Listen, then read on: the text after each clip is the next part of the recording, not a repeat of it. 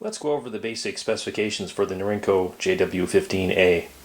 This is a 5-shot detachable box magazine fed repeater chambered for the 22 long rifle cartridge. It comes equipped with a synthetic stock. The receiver is grooved for the standard type tip-off scope mounts. It has a set of very basic iron sights. It has sling swivels, which are adequate, not great. The barrel is 24 inches in length, as we can see here, which equates to about 61 centimeters. And it's a medium weight sporter profile barrel. Let's have a look at the weight, since it's sitting on the scale. And as you can see, the weight is about 5 3/4 pounds, which is about let's see, 2.6 kilos. So not a bad weight, not ultralight, but pretty comfortable. Most people who buy this are probably going to put a scope of some sort on it, so that will increase the weight a bit, but it's a comfortable weight. The stock is of reasonably good quality. It's much better than the wood stocks which Norinco used to put on these. Perhaps they still do put wood stocks on these. In the past, I had looked at the woodstock version, and I was very unimpressed with the very poor quality wood that was on them, and I never bought one. So when I came across this one with the synthetic stock, I was pleasantly surprised with the decent quality of it. It's not a super duper stock, but it's not bad for a utility rifle. And considering the price point, it's actually pretty good, because these sell for about $150 up here. So that's not a bad price for a pretty reasonable quality rifle. So let's take a look at the disassembly, since we've got everything set up here. Okay, let's go over the basic strip and assemble of the Norinco. First step, of course, is to verify that the firearm is unloaded. So open the bolt, inspect the chamber and the magazine to make sure they're empty. They are in this case. So we'll remove the bolt by squeezing the trigger, pulling the bolt to the rear. Pretty straightforward. Set that aside. We can then remove the magazine. There's a catch on the bottom.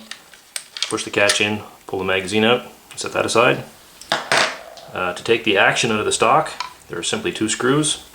You want to have a screwdriver with hollow ground bits that will fit the screws properly.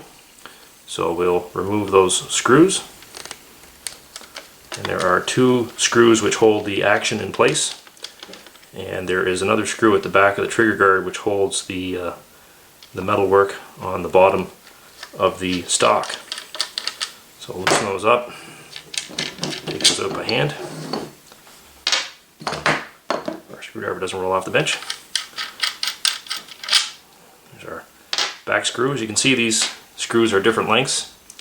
The rear one is longer than the front one, which is the short one.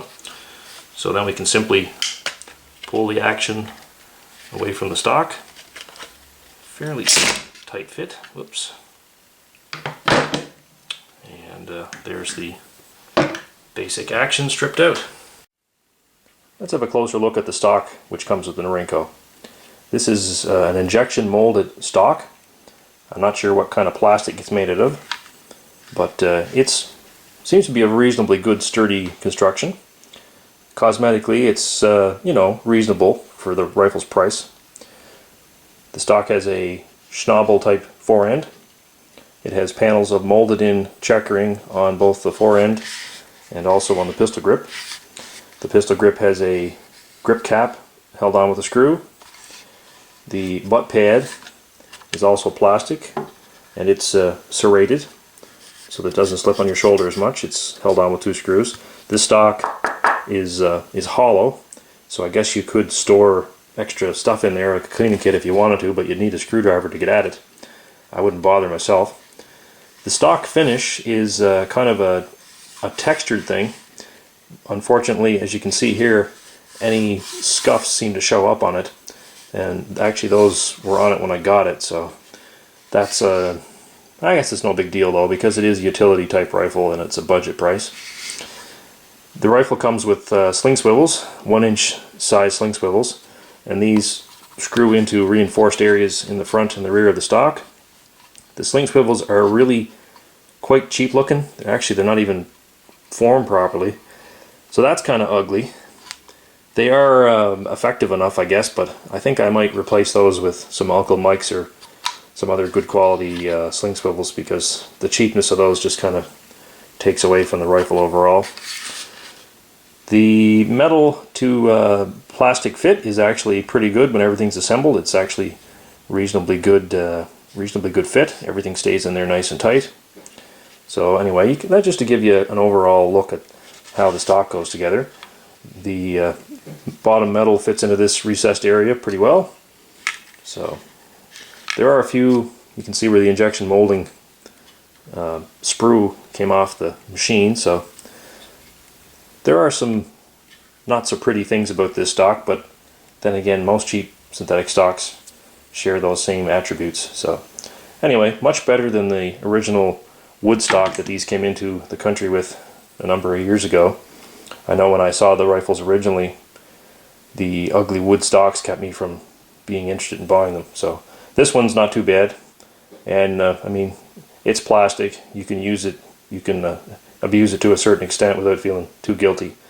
And I think that if the finish got scuffed up too badly over time, you could probably have it bead blasted to just roughen it back up again, and you'd be good to go. Well, you could always paint it, since a lot of people like to paint stocks with camo patterns. That'd be another option you have. You shouldn't feel too guilty about painting a plastic stock. So here's a look at all the metal parts of the rifle after it's been stripped down. And as you can see, we've got a stamped metal trigger guard, and you know, the quality of the polishing and everything on it is actually pretty good for what you'd expect for a rifle of that price. So, you know, cosmetically not too bad, and a fairly good job on the polish and the bluing for a rifle in that price range. The magazines are so far proven to be reliable and easy to load, and their replacement ones are not terribly expensive. They're quite reasonable overall. I have a Brno rifle, which is basically the same style of action, and I've been able to use the Brno magazines in this rifle, but I haven't been able to use this magazine in the Brno rifle. So there is some interchangeability, but it doesn't go both ways. But anyway, pretty good sturdy magazine, reasonably well finished, and does the job. So let's have a close-up look at the metalwork on the receiver, and they're quite a robustly constructed 22 rifle.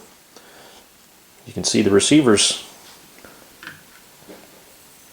pretty heavy built, and the quality of the polishing and everything and the bluing is actually pretty good overall. Much better than some of the Norincos that I saw years ago. And you can tell some of these parts are castings.